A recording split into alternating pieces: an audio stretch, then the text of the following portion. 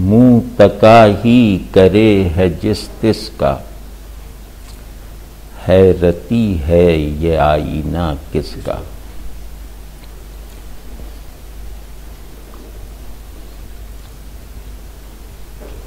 آپ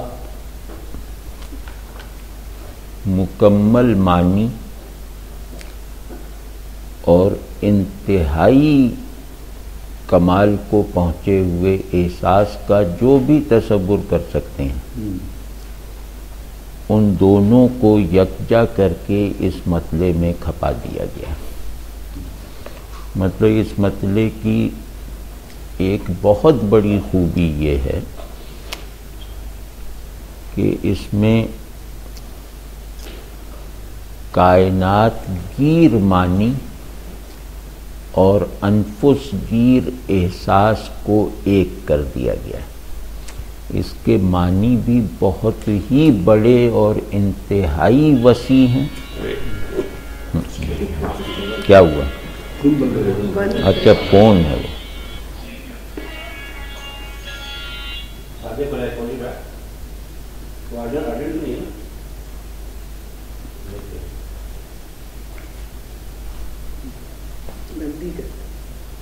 کر لیتے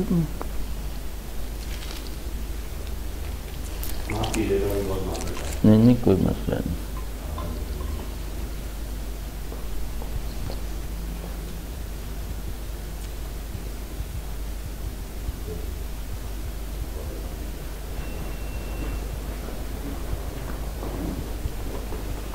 ٹھیک ہے نا؟ اس کے معنی بھی اتنے بڑے ہیں کہ معنی کی مستقل معانی کی تمام اقسام گویا اس میں سمو دی گئی ہیں،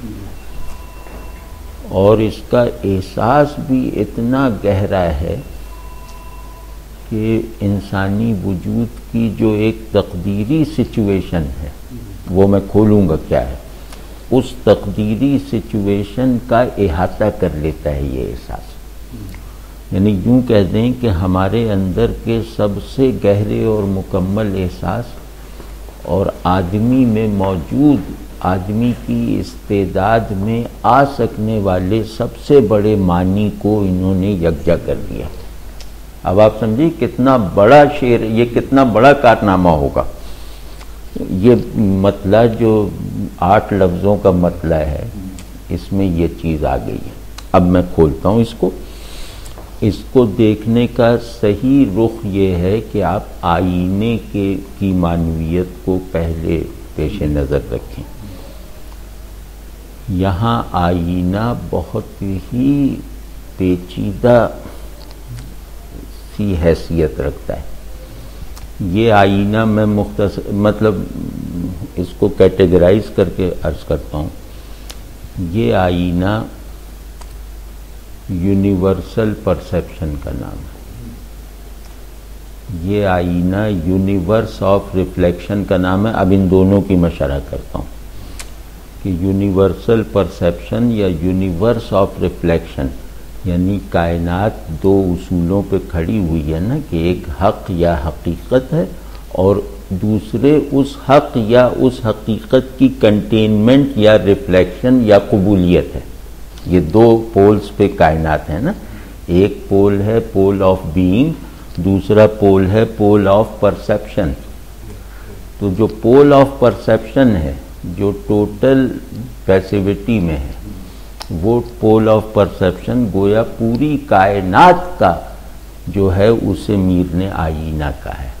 اور آئینے میں وہ واقعاتی بات بھی ہے کہ حقیقت تو وہ ہے جو آئینے کے سامنے ہے نا، تو آئینے کا کام ہے اس حقیقت کو ریفلیکٹ کرنا، قبول کرنا اور اپنی کل پونجی بنا لینا۔ تو اس کو کہتے ہیں کہ دنیا نام ہے قطبین کا۔ پہلا پول وجود کا ہے، دوسرا پول شعور کا ہے۔ شعور کا کام ہے وجود کو ریفلیکٹ کرنا، اور وجود کا کام ہے شعور میں ریفلیکٹ ہو جانے والی پوزیشن پہ کھڑے ہونا۔ ٹھیک ہے؟ اب یہ آپ کائنات بن رہی ہے، یہ تو آئینے کا پہلا مطلب ہے وہ پول آف پرسیپشن۔ ٹھیک ہے جی؟ آئینے کا دوسرا مطلب ہے، یہ تو ہوا عقل کی روح سے، عقل کی تعبیر سے آئینہ پول آف پرسیپشن ہے۔ ایک ہے دل کی تعبیر، آئینہ کائنات کا دل ہے، آئینہ کائنات کی آنکھ ہے، یہ عشق کا پول آف پرسیپشن ہے۔ آئینہ عقل کا پول آف پرسیپشن بھی ہے، آئینہ عشق کا قطب انعکاس بھی ہے۔ واضح ہے نا؟ آپ خود سوچئے کہ ایک لفظ میں اتنے دو بڑی جہتیں جمع کر دینا یہ کرامت نہیں ہے تو اور کیا ہے؟ ٹھیک ہے نا؟ تو اب یہ کہہ رہے ہیں کہ یہ آئینہ یعنی کائنات کی استعداد قبولیت، چاہے وہ عقل کی جہت سے ہو چاہے عشق کے پہلو سے ہو، یہ پورا پول آف پرسیپشن، پورا پول آف یونیورسل پرسیپشن جو ہے یہ بالکل معطل ہو کر رہ گیا ہے تجھے دیکھ لینے کے بعد، کہ اے محبوب تو گویا کائنات میں حاضر ایگزسٹنس اور کائنات میں موجود پرسیپشن کی بانی بھی ہے اور اس سے ماورا بھی ہے۔ کہنے تو نے اپنے ایک جلوے سے وجود و شعور کی بنیاد رکھ دی کائناتی سطح پر، اور پھر ستم یہ کیا کہ خود کو اس سے ماورا کر لیا۔ اب وجود بھی ادھورا اور شعور بھی ادھورا، اب حسن بھی ناقص اور عشق بھی خام۔ اب سچویشن یہ بن گئی ہے، ٹھیک ہے؟ اب آپ سمجھے نا کہ آئینہ قائم، پرسیپشن قائم ہوتا ہے حقیقت کے ویو پر۔ تو تجھے دیکھ کر یہ آئینہ بنا تھا، تیری دید سے یہ آئینہ بنا تھا، اب تیرے غیاب میں یہ آئینہ ہر کس و ناقص کو ریفلیکٹ تو کر رہا ہے، مگر ایک بے دلی کے ساتھ، ایک بیزاری کے ساتھ، اور ایک نہ پوری ہو سکنے والی جستجو کے ساتھ۔ ٹھیک ہے نا؟ ہے یہ آئینہ کس کا؟ اب یہاں یہ استفہام عارفانہ ہے کہ یہ کس کا جو ہے یہ سوال نہیں ہے، یہ انداز تحیر ہے۔ ٹھیک ہے کہ میں تیری طرف ڈائریکٹ اشارہ کر بھی دوں تو وہ جو ہے وہ تجھ تک پہنچ نہیں پائے گا۔ تو ایک انداز تحیر سے اشارہ کرنا حقیقت تک پہنچنے میں زیادہ معاون ہوتا ہے بجائے اس کے کہ ایک ٹھوس اشارہ کر دیا جائے۔ ٹھیک ہے نا؟ تو اسی وجہ سے اللہ تعالیٰ نے اپنا اظہار متشابہات میں کیا ہے، محکمات میں نہیں کیا۔ محکم کہتے ہیں سالڈ سگنیفیکیشن کو، تو وہ نہیں، کیونکہ وہ احاطہ نہیں کر سکتے۔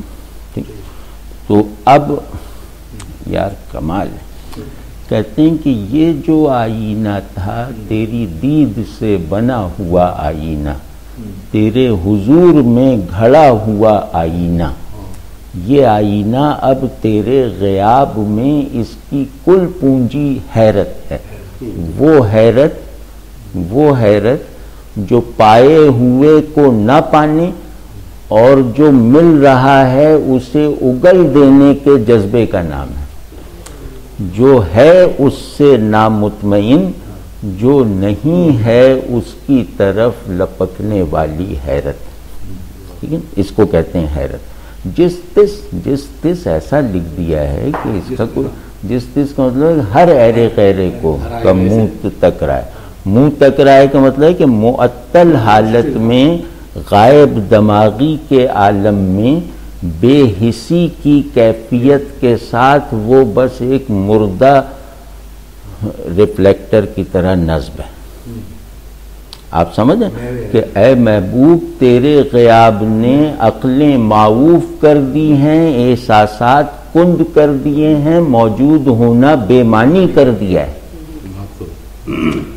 جو ہے وہ دو کوڑی کا ہے اور جو ہم جانتے ہیں وہ ایک دھیلے کا ہے۔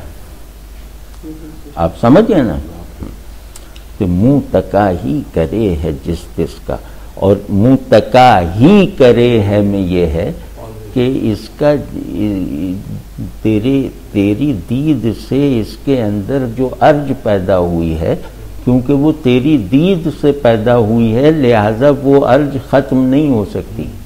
یار آپ غور کیجئے، اللہ میاں کو دیکھ کر آپ آ گئے ہوں تو اللہ میاں کو دیکھنے کے بعد جو ایک جذبہ دید اور کیفیت نظارہ پیدا ہوگی، وہ یہ یقین رکھنے کے باوجود کہ اس میز کرسی اور پیڑ سے پوری نہیں ہو سکتی، لیکن آدمی جھانکتا ضرور پھرے گا کہ شاید پوری ہو جائے، یعنی ارج سچی ہے۔ واضح ہے نا کہ تو نے مجھے اس حال میں مبتلا کر دیا ہے جس سے خالی ہونا ناممکن اور جس کی تکمیل محال ہے۔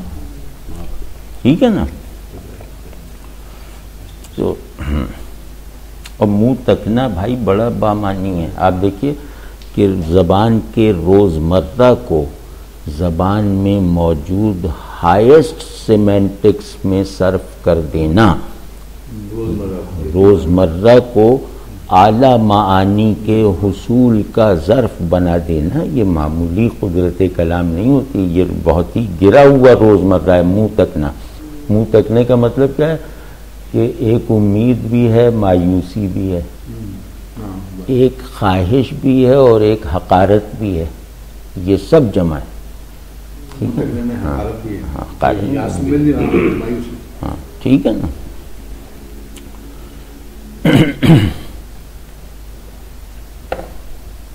اور حرف دیکھیے، یہ آئینہ کس کا، یعنی یہ کہہ کے اس کو مخصوص کر دیا ہے، لیکن اس کی لامحدودیت یہ جو ہے وہ اشارہ تحدید ہے، یہ وہ یہاں وہاں، اس سے چیزیں فوکس ہو جاتی ہیں نا۔ اب دوسرا قدرت کلام دیکھیے کہ تحدید والے حرف سے لامحدودیت پیدا کرنی، مقامیت کا اس بات کرنے والے اشارے سے آفاقیت کو ایکسپریس کرنا، یہ آئینہ، یہ آئینہ اب یہ کا کوئی لوکیل نہیں ہے، یہ جو ہے یہ اتنا بڑا ہے کہ اس میں ساری کائنات ایک گوشے میں آ گئی۔ یہ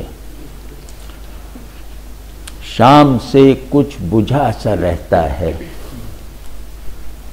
دل ہوا ہے چراغ مفلس کا۔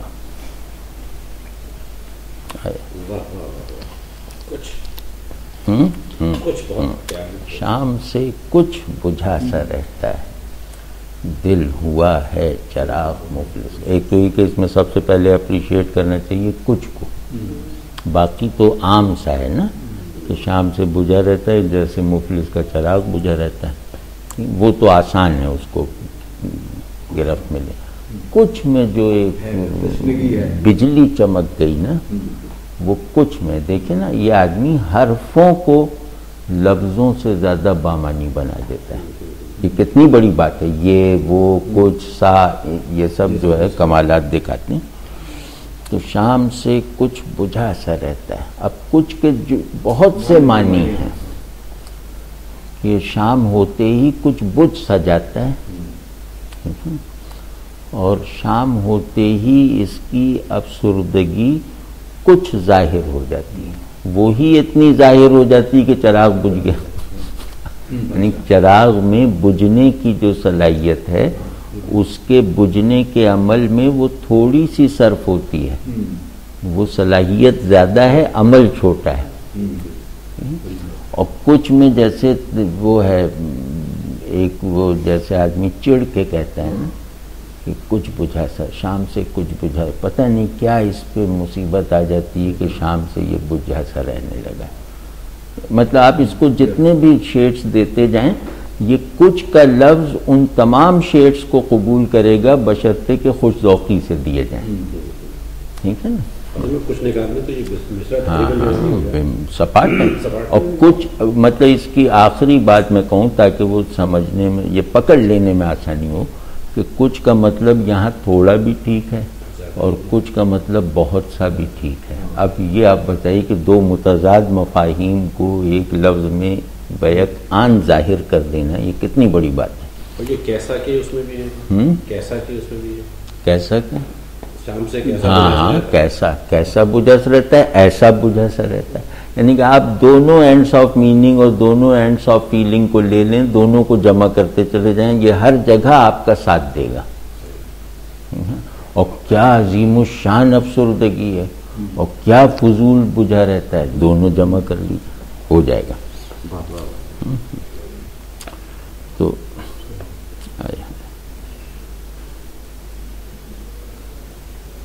یا چراغ مفلس کا میں جو ایک بات ہے نا، دل چراغ ہے، اس چراغ کی بتی اور تیل جو ہے وہ حضور محبوب ہے. تو اگر حضور محبوب ہو تو یہ چراغ اپنی پوری تابندگی کے ساتھ ہے.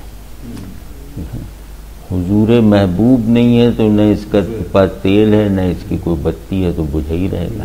ایک یہ بات ہو گئی.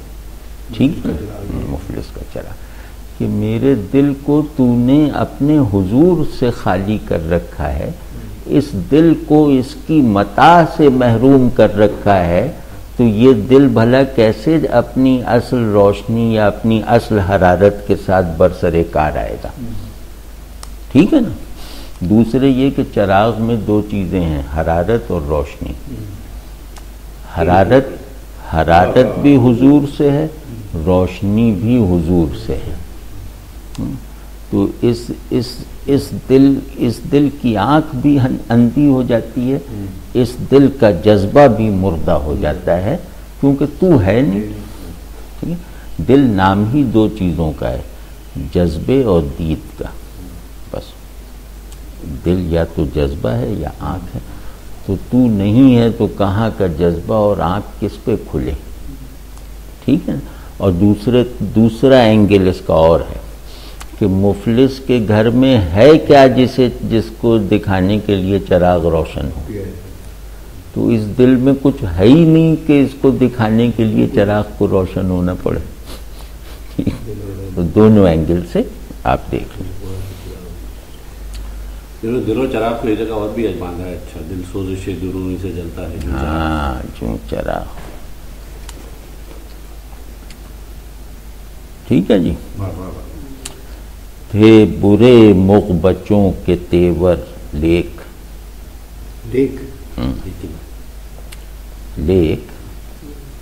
تھے برے مغ بچوں کے تیور لیک، شیخ میں خانے سے بھلا کھسکا. اب سیٹائر بھی ہے، سیٹائر ہے، اور بہت سیٹائر کی ایک سطح ہوتی ہے کہ بہت وہ پرووربیل ہو اور کیا بہت کلوکیل ہو. سیٹائر میں اگر پرووربیلنس اور کلوکیلٹی جو ہے وہ جمع ہو جائے نا تو تحقیر بڑھ جاتی ہے. بالکل جیسے اوباشوں کی طرح کا ایک طنز کر دیا نا، تو یہ گویا طنز کو مکمل کرنا ہے. ٹھیک ہے نا.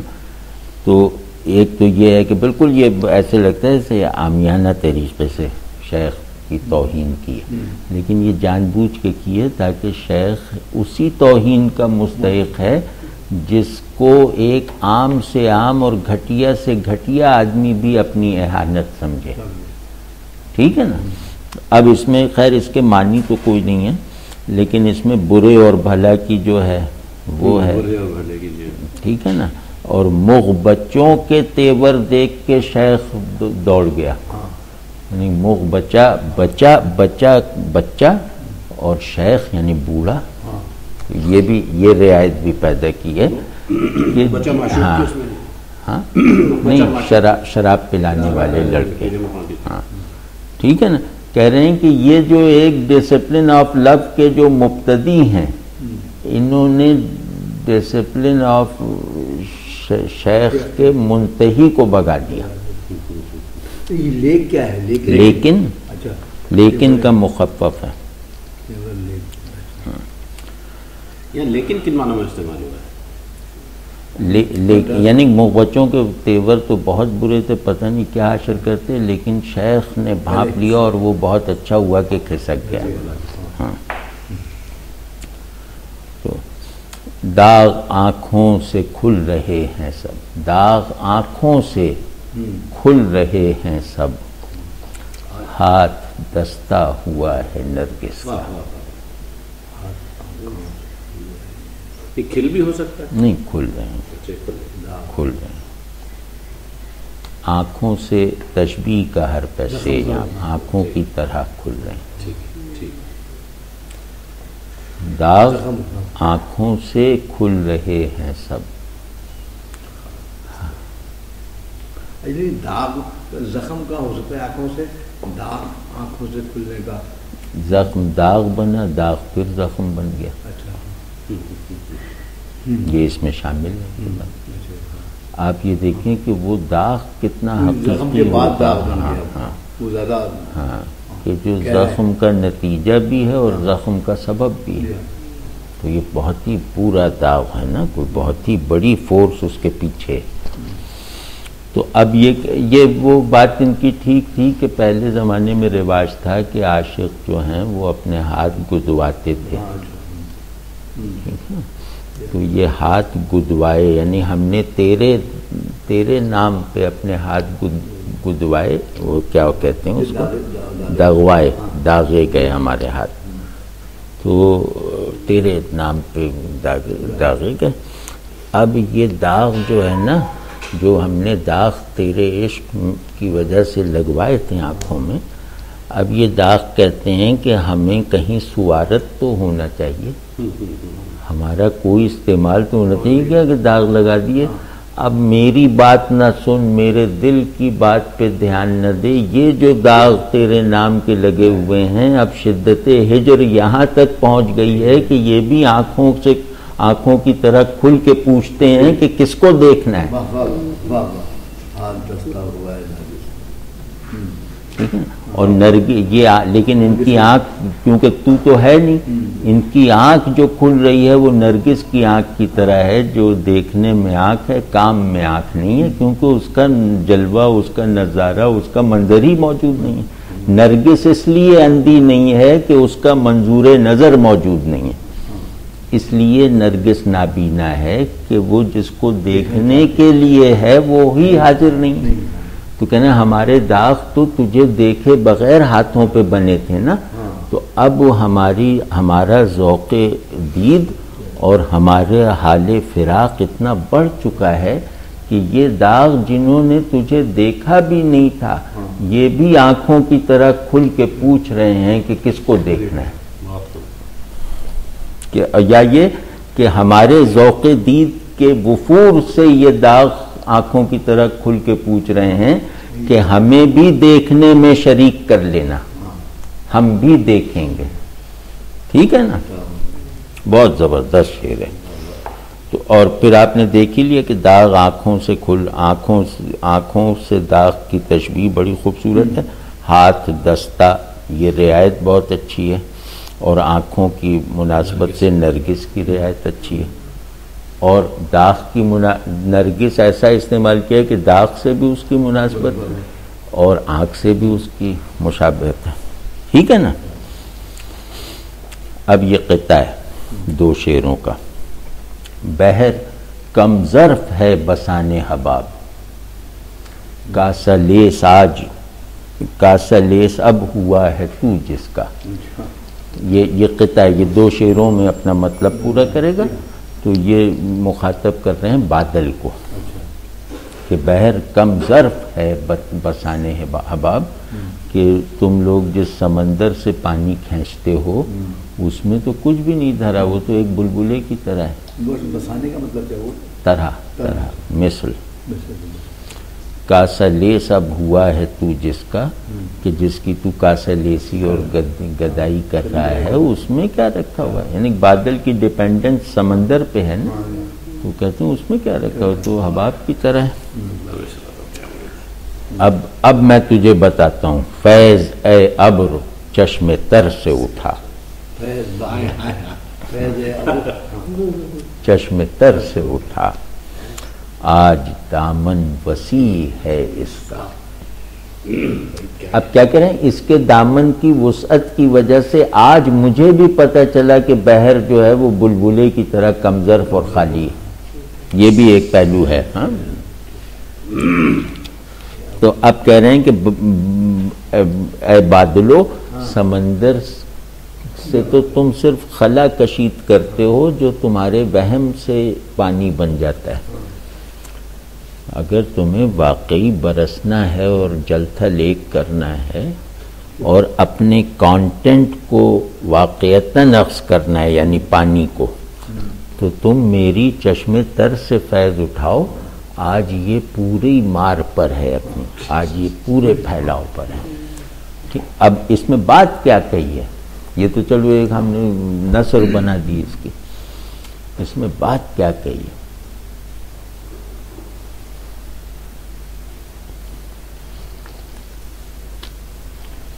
ظاہر ہے ایک بڑا آدمی یہ مشورہ یا یہ پیشکش بادل کو کر رہا ہے، ایک عاشق، تو اس پیشکش کا کوئی مطلب تو ہونا چاہیے. یہ کیا ایک واقعے کی طرح ہے کہ میرا دماغ گھوم گیا، میں نے بادلوں سے کہا کہ تم لوگ میرے آنسوؤں سے اپنا رزق حاصل کرو؟ یہ تو نہیں ہے، اتنی بات تو نہیں ہے نا.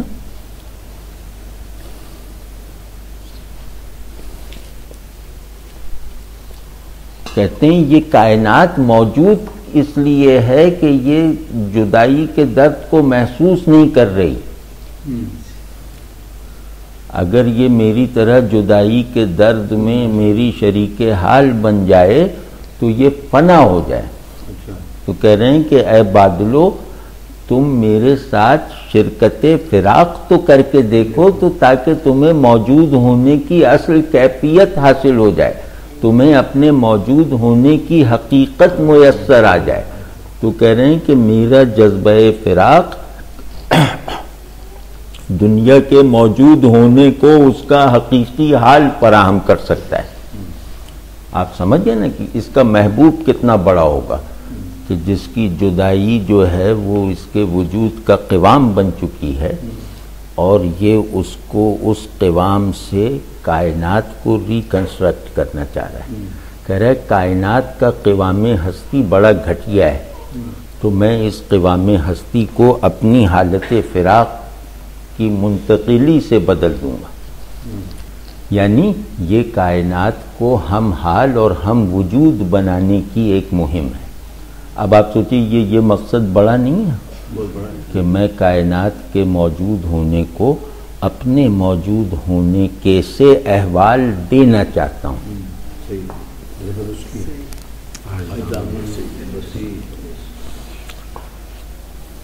تاب کس کو جو حال میر سنے، حال ہی اور کچھ ہے مجلس کا.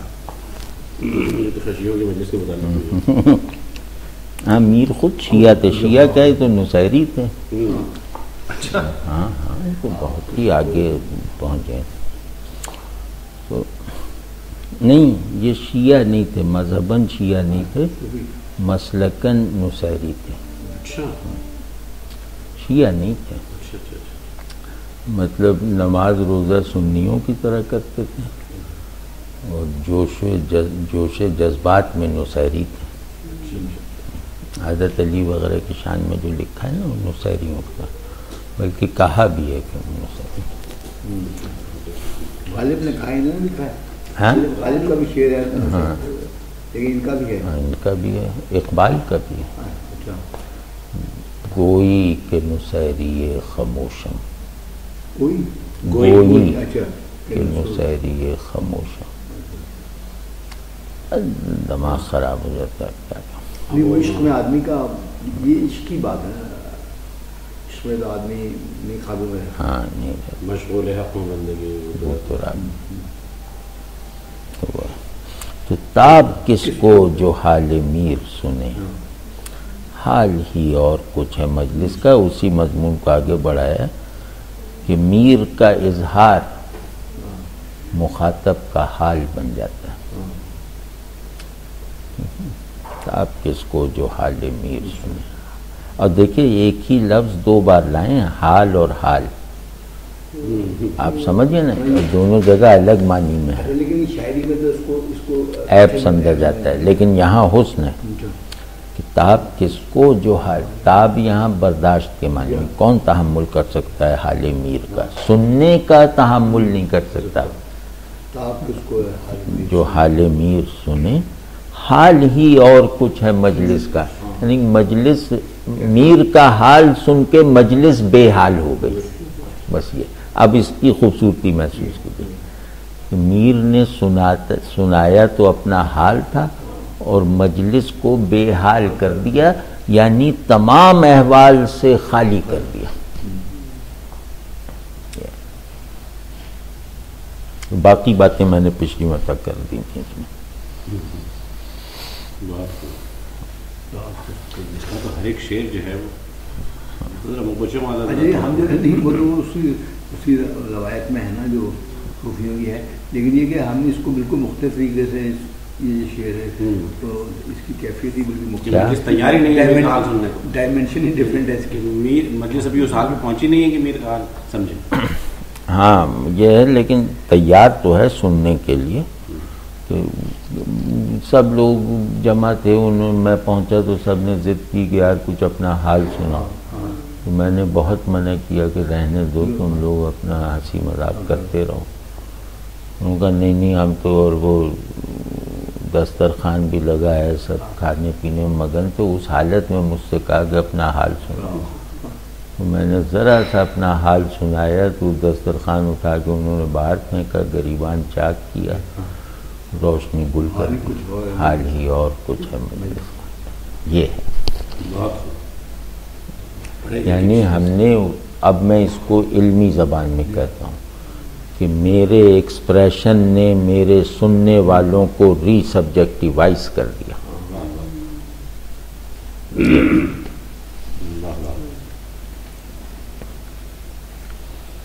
کمال کی غزل ہے، اور یہ میں پہلے بھی پڑھ چکا ہوں، لیکن یہ آج عجیب ہے۔ اب اگلی مرتبہ یہ پڑھیں گے، یہ ذہن میں رکھیے گا، سر کو عروج ہے، اور پڑھیں گے اس طرح کہ اس کو ختم کریں گے، قسطوں میں نہیں پڑھیں گے۔ ٹھیک ہے۔ یہ کوئی تصوف کا کیا اس میں نہیں یہ جس میں سر پر غرور والا شعر ہے، ہاں نہیں وہ نہیں، تو پہلے گزر چکا نا، اچھا ہو گیا، یہ ہم نے پہلے پڑھا تھا پہلے، وہ ہے جس سر کو غرور آج ہے یہاں تاجوری کا، وہ تو ہو چکی، یہ پڑھیں گے اگلی مرتبہ۔